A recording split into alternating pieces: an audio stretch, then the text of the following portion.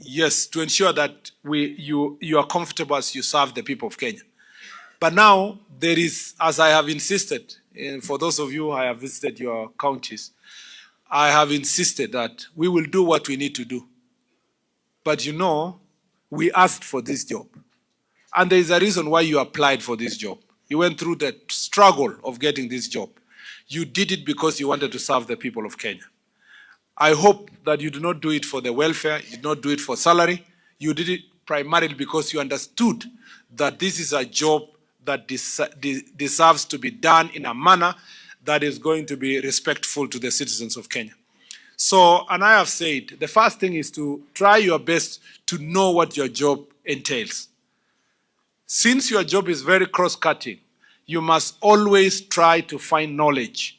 By all means, when you are registering SHA, when you are educating people about SHA, when you are registering housing or educating people about housing, when you are dealing with issues of planting trees and climate change, which you've done a fantastic job, registering farmers, all these things you've done, it's important for you to always be ahead of the population in terms of knowledge. Do not allow yourself to go to a baraza to discuss something that you have not done your proper research. If you think you don't know, you can take also the expert in the community, you know, that young person or older person who is an expert in the community, and tell him, today in my baraza, I will give you 20, 30 minutes to explain to the people, you know, that subject matter. You don't have to know everything, but you can be the coordinator that will facilitate people to get the proper knowledge. So always, tafuta, you know, do everything. You know, go whatever mile to make sure that you are ensuring you are delivering your services. Because this training that is here is helping you. You see, in law school, we are taught that when you get to law school, we are not teaching you the law. We will teach you where to find the law, how and where to find the law. So here, the skills you get from here helps you to know where to find knowledge, and how to do so, putting people together. Number two is that we must confront the monster of corruption. You know, I must say that, to be very honest, you need to know this. Chiefs and assistant chiefs are the most trusted public servants in Kenya. You know, you need to know this. But mzime kiburi, you go and improve. Yeah, you go and improve. And the best way to improve is to deal with corruption.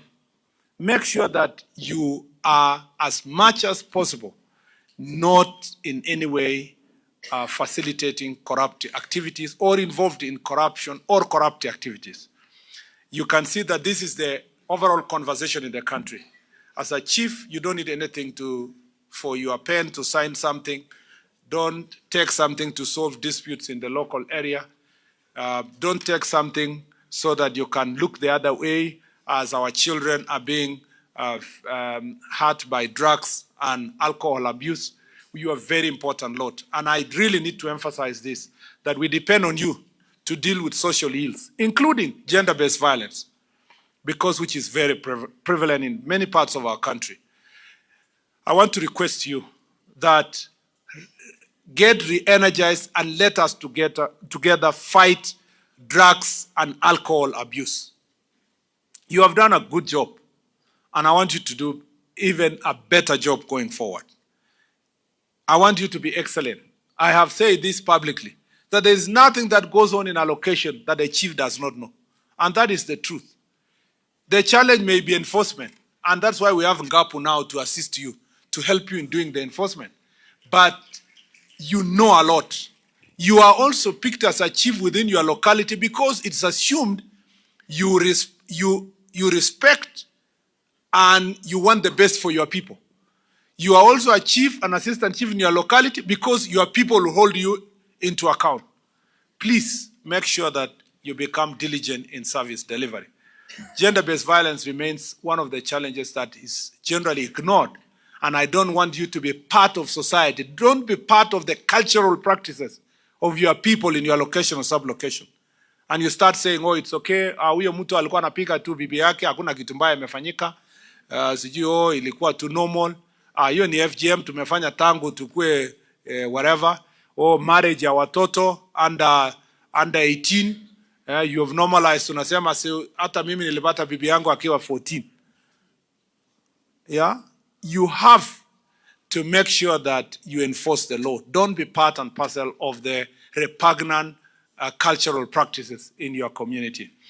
You know, I'm saying this because even the other day, there was a report from Maimayu.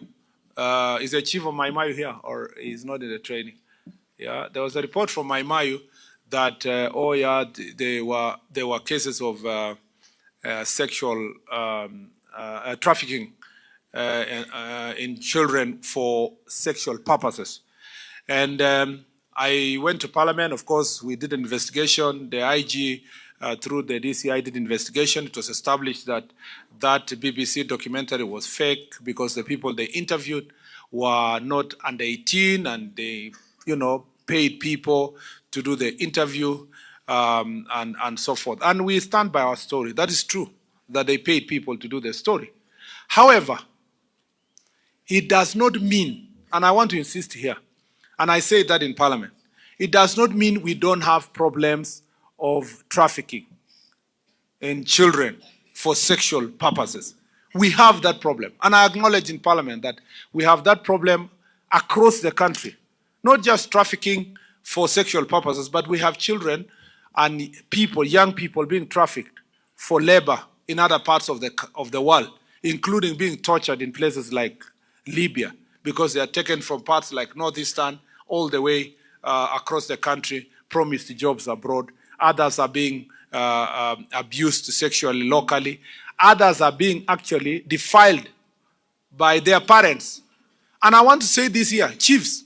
Yes, sir. Have you heard me? Yes, sir. We should not resolve any dispute related to defilement using a barasa. If somebody has defiled a young girl, abused sexually a young girl, that is not one of the crimes that is resolved using alternative dispute resolution. That person is supposed to be arrested and taken to a court of law. We must, and I want to insist here, as we fight drugs and alcohol, we must be firm and to fight gender-based violence, defilement, and other sexual offenses in our community. This is something that I hope that we are going to be very serious as administrators. That includes making sure that our children are safe from sexual exploitation of any manner.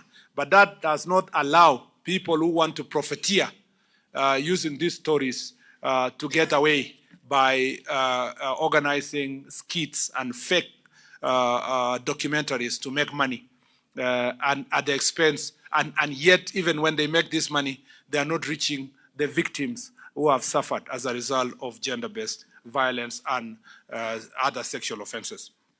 It's unbelievable that the last time chiefs and assistant chiefs attended course of this kind was 2018. We are therefore not only launching training courses, we are marking a new chapter in how we govern and secure our country from the grassroots up. This induction paralegal and security management training is a strategic upgrade of our grassroots administration. The course will empower you with legal knowledge, strategic thinking, and modern security tools. It is no longer enough to simply know your location, as we used to say. You must now understand the law, apply it wisely, and lead decisively. Together, we are building Kenya, where every chief and assistant chief is not only a custodian of tradition, but a guardian of justice, a pillar of peace, and a facilitator of government service delivery. When chiefs and assistant chiefs are well trained, communities become stable, crimes are prevented, and development thrives. We count on each of you to take this training seriously. The knowledge and skills you gain here will shape lives, prevent conflict, and maintain our national fabric. This training is not only, let me just say something about this national fabric. Let me emphasize. So, not every time you sit with chiefs and assistant chiefs. You see, we are dealing with a monster called corruption. Okay? But also we are dealing with another one called, there's another one called tribalism. And tribalism is majorly propagated by politicians and politics. But you see, the stability of the nation is an independent public service that is able to serve everybody and able to propagate values that unite the country. Now, if you find a chief in a baraza, he's telling the people of his area, yeah, wale wenye wako serikali saizi, kabila hiyo yenye inaongoza ndio imetumaliza sisi. Chief ndio anasema hivyo. You know? Ama kabila ile inataka kuchukua ushukani itakuja kutumaliza. Chief anasema hivyo. You are supposed to be the chief that helps the people to appreciate that it is important to keep this nation as one fabric, one united country. That's why maybe we should start transferring chiefs. Because these other Ngao officers, the ACCs and the DCCs and the RCs, all of them have gone around the country. And they are truly expected to appreciate the importance of having a united country. And I hope that the training here will inculcate these values of unity of our country. It's important for us to focus on national unity. And you have served many governments, and you will serve more other governments. What is important is to work very hard to preserve the fabric of the nation, so that values such as unity of our country are observed. So I request all of us to make sure that we chant and train our people through our barazas about the importance of having one united country. Don't be a chief in a particular location and you are presiding over a meeting where the residents of that area are saying, hatutaki watu wa kutoka sehemu nyingine kufanya kazi hapa. Yeah? Ati sisi tunataka watu, ati tumetumiwa watu wa upande ingine. Chief, any person, public servant who comes to serve in your area, any person who comes to do business in your area, any investor who comes to your area is a Kenyan, and you are supposed to lead in the process of ensuring that our people appreciate this issue and appreciate one, especially when we are going for elections. It's important from day one, when you live here, to continue encouraging the people of Kenya that Kenya will be there. You've seen governments, we'll see other governments. There is no need for elections to become the basis for us to divide ourselves. It's important for us to have a one united country where civility prevails. So therefore, this training is only the beginning of our retooling of the national government administration. More capacity building and welfare enhancement programs are lined up across our Ngaos and security agencies. In order to enhance the mobility of our officers, we are working with the National Treasury to expand the government vehicle leasing program. Consequently, the process of the procurement of leased vehicles is progressing well. Last year, we acquired a number of electric motorcycles for chiefs and assistant chiefs on a pilot basis. We are committed to acquiring more motorcycles to support the mobility of our officers and improve your response time. We are also today flagging off thousands of pairs of uniforms for chiefs and assistant chiefs to their counties. We are optimistic that this will not only boost the morale of the officers, but contribute to improve the image of government mashinani. And you look very good in uniform. Yeah. Yeah. We just need to make sure that it is, it's not very old. Yeah. And we just also make sure that you are getting the right shoes. Yeah. Why are you shouting? Yes, sir. I think you have been having problems with shoes. I was told in one of the Jukwa, you get all of you size 7 of the, all women get size 5 and all men get size 7. And one chief said that he got size 7 of the left leg for both youth. We will make sure that that distribution is properly planned and everybody gets the size they deserve. Yeah. So we have also had fruitful engagement with the Public Service Commission in ensuring career progression for our officers. As I said, this year alone, 88 chiefs and 58 assistant chiefs have been promoted to various higher jobs groups. At the end of this training, we will also be able to process your promotions as I have promised.